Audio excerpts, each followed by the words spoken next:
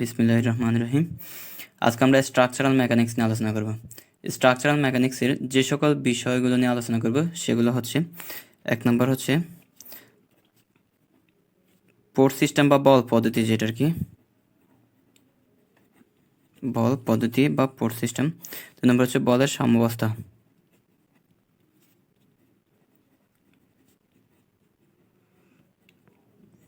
3 নম্বরে যেটা সেটা হচ্ছে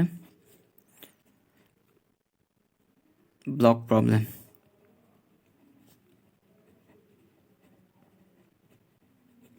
4 নম্বর যেটা সেটা হচ্ছে ভর কেন্দ্র। 5 নম্বর হচ্ছে মোমেন্ট অফ ইনার্শিয়া।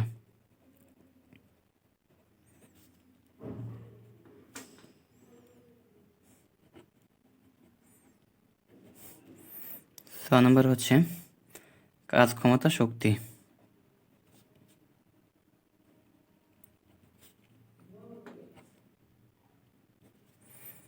7 নম্বরে যেটা সেটা হচ্ছে ঘর্ষণ।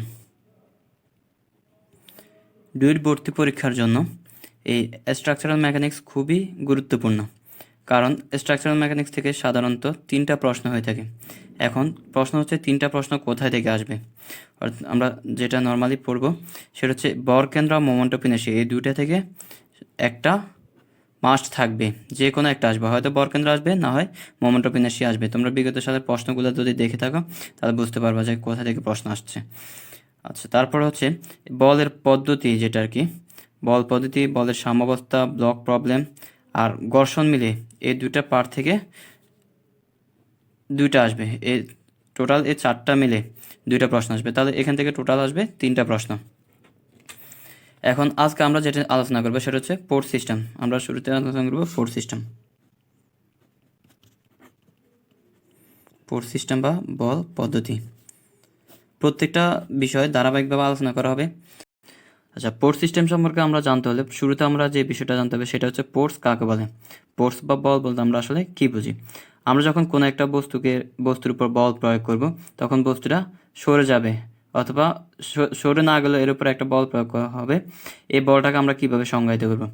আমরা এটাকে বলবো যে যখন কোনো একটা বাহ্যিক ক্রিয়া কোনো একটা বস্তুর উপর প্রযুক্ত হয়ে ওই বস্তুর স্থিতিশীল বা গতিশীল অবস্থার পরিবর্তন করে, তখন সেটাকে আমরা বলবো বল। এখন বল দেখা যাচ্ছে যে স্থিতিশীল অবস্থা যখন থাকবে তখন সেটাকে গতিশীল করতে পারে, আর যেটা গতিশীল থাকবে সেটাকে ত্বরণে রূপান্তরিত করবে, অর্থাৎ ত্বরণ বৃদ্ধি করবে। গতিশীল বস্তুর ত্বরণ বৃদ্ধি করবে আর স্থিতিশীল বস্তুকে গতিশীল করবে। এখন ফোর্স সিস্টেমের ক্ষেত্রে আমাদের সবচেয়ে যে ইম্পর্টেন্ট একটা বিষয় সূত্র কাজ করে সেটা হচ্ছে কি সামান্তরিক সূত্র। সেটা হচ্ছে কি সামান্তরিক সূত্র।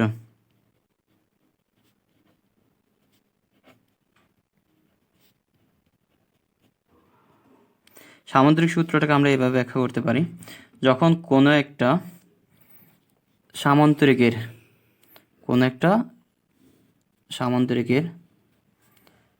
দুটি সন্নিহিত বাহু, সামান্তরিকের সন্নিহিত বাহু আমরা বলতে বোঝাই যে কোনো একটা বিন্দু থেকে যে দুটা বাহু যাবে সেটাকে আমরা বলতে থাকি দেখি সন্নিহিত বাহু। এখন সামান্তরিক সূত্র বলতেছে কোনো একটা সামান্তরিকের দুটি সন্নিহিত বাহু যদি দুটি লব্ধি বা দিক রাশির মান ও দিক প্রকাশ করে, ধরলাম আমরা এটা ফি আর হচ্ছে কিউ, ওই দিক রাশি দুটির যদি প্রকাশ করে, ওই দিক রাশি দুটির লব্ধির মান প্রকাশিত হবে ওই বিন্দু থেকে অঙ্কিত কর্ণ দ্বারা, এটাকে আর দ্বারা প্রকাশ করতেছি। তাহলে আমরা সামান্তরিক সূত্রটাকে বলবো হচ্ছে কি, যদি কোনো দুটি দিক রাশির মান ও দিক কোনো সামান্তরিকের দুটি সন্নিহিত বাহু দ্বারা প্রকাশিত হয়, তাহলে ওই সামান্তরিকের কর্ণ দিক রাশি দুটির লব্ধির মান ও দিক প্রকাশ করবে। এটাকে আমরা যে থিটা দ্বারা প্রকাশ করতেছি, আর এটা হচ্ছে আলফা। এখন আমরা প্রমাণ করতে হবে যে কি লব্ধি যে আর, যেটা এখান থেকে দুইটা সূত্র পাবো আমরা। আর যেটার কি সেটা হচ্ছে √ P square plus Q square plus 2 P Q cos alpha, আর হচ্ছে থিটা, যেটা থিটা সমান সমান কি tan inverse Q sine alpha divided by P plus Q cos alpha. এখানে এই সূত্রগুলো আমরা কিভাবে আসতে সেটা দেখাবো। এখানে আমরা এটাকে যদি বর্ধিত করি, এখানে আমরা জানি যে এটা যদি কিউ হয় এটা হবে কিউ, যেহেতু এটা সামান্তরিক, আর এটা যদি পি হয় এটা হবে ফি।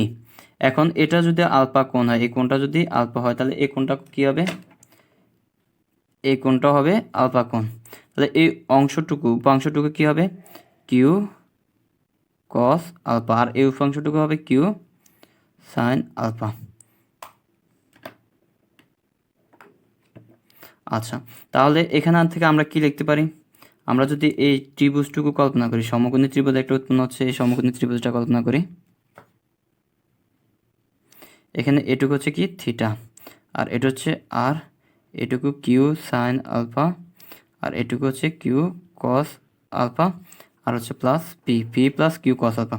এখন আমরা সামান্তরিক সূত্র অনুসারে আমরা জানি যে কি অতিভুজ স্কোয়ার সমান সমান লম্বা স্কোয়ার প্লাস ভূমি স্কোয়ার। তাহলে অতিভুজ স্কোয়ার যেটার কি আর স্কোয়ার সমান সমান লম্বা স্কোয়ার হচ্ছে Q sine alpha whole square plus P plus Q cos alpha whole square.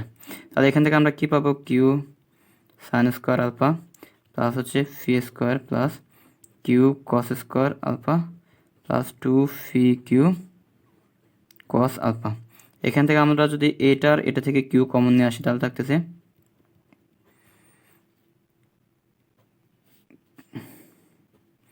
Q square, যদি কমন নিয়ে আসি তাহলে হচ্ছে Q square sine square alpha plus হচ্ছে cos square alpha plus P square plus 2 Q cos alpha.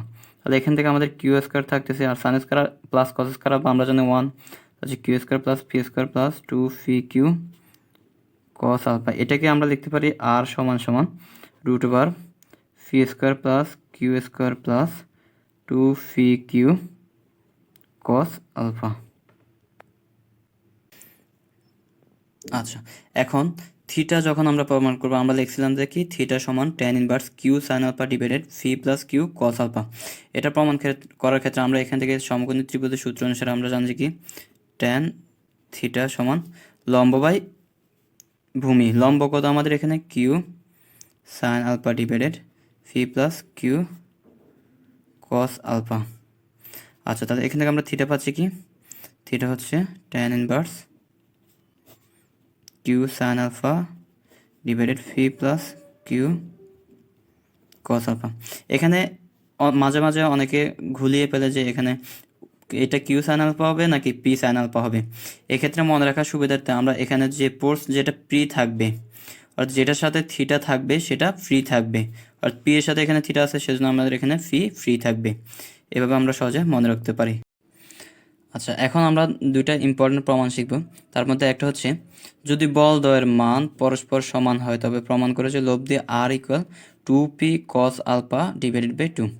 আচ্ছা, এটা প্রমাণ করার ক্ষেত্রে আমাদের যে দুইটা সূত্র আমরা জানতাম ওইখান থেকে একটা সূত্র কাজে লাগবে। সেটা হচ্ছে কি, আমরা জানি আর স্কোয়ার সমান P square plus Q square plus 2 cos alpha.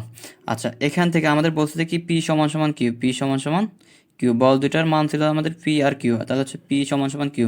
তাহলে এক্ষেত্রে আমরা পি সমান সমান এখানে কিউ লিখতে পারি পি স্কোয়ার প্লাস কিউ স্কোয়ারকে আমরা লিখবো P square plus 2 square cos alpha. তাহলে এখান থেকে পি স্কোয়ার করা হচ্ছে এখানে দুইটা পি স্কোয়ার প্লাস এখানে 2 স্কোয়ার কস আলফা। এখান থেকে আমাদের 2p স্কোয়ার যদি আমরা কমন নিয়ে আসি তাহলে আমাদের থাকবে 1 প্লাস কস আলফা।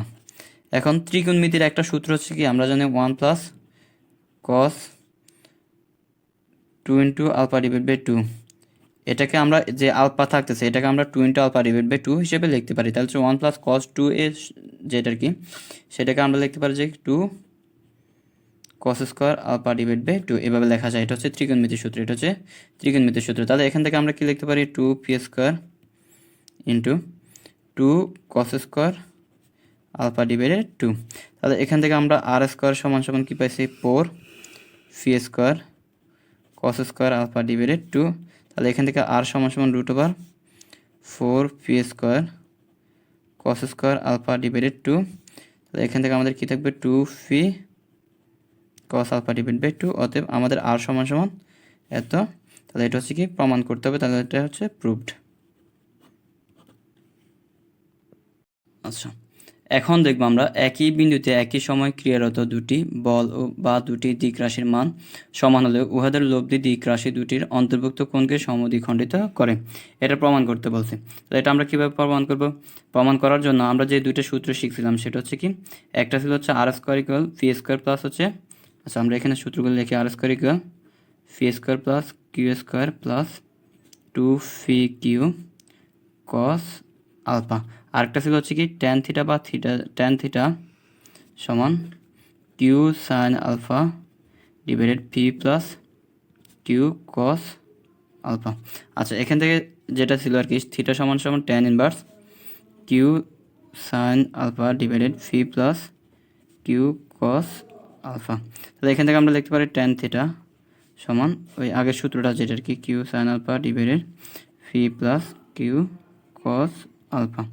আচ্ছা এখন বলতেছে যে কি বল দুটি সমান হবে, অর্থাৎ ফি সমান সমান কিউ। ফি সমান সমান যদি কিউ হয়ে থাকে তাহলে আমরা এটাকে কি লিখব, ট্যান থিটা সমান এ কিউটাকে আমরা ফি বানিয়ে ফেলি, তাহলে হচ্ছে পি সাইন আলফা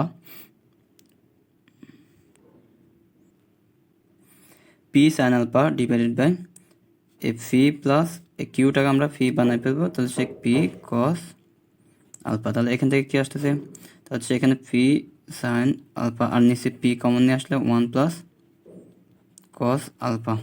এখানে পি কেটে যাচ্ছে, তাহলে এখান থেকে থাকতেছে সাইন আলফা যেটা, সেটা সূত্রের সুবিধার্থে আমরা লিখব sine into 2 into alpha divided 2, এভাবে লেখা যায়। আর এটাকে হচ্ছে 1 প্লাস কস 2 আলফা ডিভাইডেড 2, এভাবে লেখা যায়। তাহলে এখানে আমরা ত্রিকোণমিতিক দুইটা সূত্র আছে, সেটা হচ্ছে কি সাইন 2a যেটার কি, সেটা হচ্ছে 2 সাইন এ কস এ, আর হচ্ছে 1 প্লাস কস 2a যেটা কস 2a সমান 2 কস স্কোয়ার এ। এই দুটো হচ্ছে ত্রিকোণমিতিক সূত্র, এই দুটো ত্রিকোণমিতিক সূত্র। এখন তাহলে আমরা এখানে অ্যাপ্লাই করি, এখানে যেটা এ সেটা হচ্ছে এখানে আলফা ডিভাইডেড 2, তাহলে হচ্ছে sine 2 into alpha divide by 2কে আমরা লিখবো কি 2 sine alpha divided 2 into cos alpha divided 2, আর 1 plus cos 2 alpha divide by 2কে আমরা লিখবো 2 কস স্কোয়ার আলফা ডিভাইডেড 2। তাহলে এখান থেকে 2 কেটে যাচ্ছে, আর উপরে থাকতেছে sine alpha divide by 2 cos alpha divide by 2, এখানে হচ্ছে cos square alpha divide by 2। এখন এই cos square alpha divide by 2 যেটা, সেটা হচ্ছে কস দুইটা কস আলফা ডিভাইড বাই 2 এর গুণফল। তাহলে এখান থেকে আমরা একটা কেটে দিই, এটা থেকে একটা কেটে দিলে তাহলে আমাদের কি থাকবে সাইন আলফা ডিভাইডেড 2, আর নিচে থাকবে কস আলফা ডিভাইডেড 2। এখন sine theta by cos theta সমান আমরা জানি, তাহলে sine theta by cos theta আমরা জানি কি ট্যান থিটা, তাহলে হচ্ছে ট্যান আলফা ডিভাইড বাই 2, আর ওইখানে ছিল হচ্ছে কি ট্যান থিটা সমান ট্যান আলফা ডিভাইড বাই 2, আর উপর পাশ থেকে ট্যান যদি আমরা কেটে দিই তাহলে থিটা সমান সমান আলফা ডিভাইড বাই 2। এটাই প্রমাণ করতে বলছে, অর্থাৎ প্রুভড।